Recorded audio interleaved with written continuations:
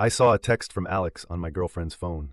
Turns out she'd been chatting for months, and some of my friends knew but said nothing. So, I never thought I'd be the guy posting something like this. But here I am. I guess I just need to get this off my chest because I don't know who else to talk to. It's been a whirlwind of emotions, and I still can't wrap my head around how everything fell apart so quickly. It all started about a month ago. My girlfriend Sarah and I had been together for 3 years.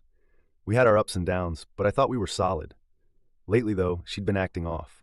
She was always on her phone, which wasn't unusual, but she'd started tilting the screen away from me. She'd also been working late a lot, which was weird because her job isn't exactly the type that requires overtime. At first, I told myself I was being paranoid. I mean, Sarah loved me, right? We'd talked about moving in together, maybe even getting a dog, but then little things started adding up. She'd come home smelling like a different perfume, and when I asked about it, she'd laugh it off and say it was just her coworkers. She'd also started dressing up more for work, which, again, I tried to brush off.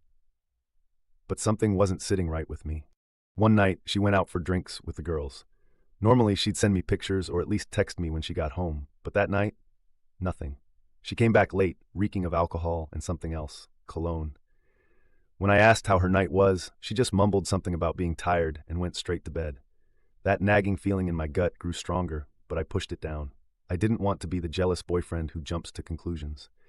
But the final straw was last week.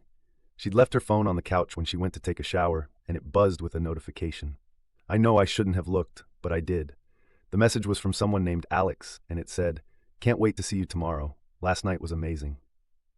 My stomach dropped. I felt like I'd been punched in the gut. My hands were shaking as I unlocked her phone. Her passcode was still our anniversary, which felt like a sick joke, and scrolled through the messages. It was all there, flirty texts, plans to meet up, even photos. The dates lined up with her, late nights at work. I felt sick.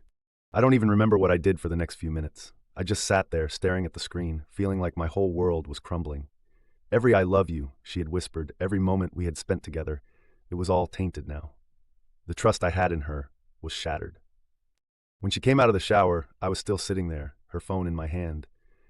"What's wrong?" she asked, her smile fading when she saw my face. I held up her phone. "Who's Alex?" Her face went pale. "It's not what you think," she said quickly. "Really?" I snapped. "Because it looks like you've been chatting on me for weeks." She tried to explain, saying it was just a mistake, that it didn't mean anything, that she loved me. But all I could think about was how she'd lied to my face, over and over again. Every time she kissed me goodbye in the morning, every time she told me she loved me, it was all a lie. I packed my stuff that night and left. She begged me to stay, said we could work through it, but I couldn't. How could I ever trust her again? It's been a week since I moved out and I'm still a mess. I can't eat, I can't sleep, and every time I close my eyes, I see those messages. I keep wondering what I did wrong, if I wasn't enough for her. But deep down, I know it's not about me. It's about her.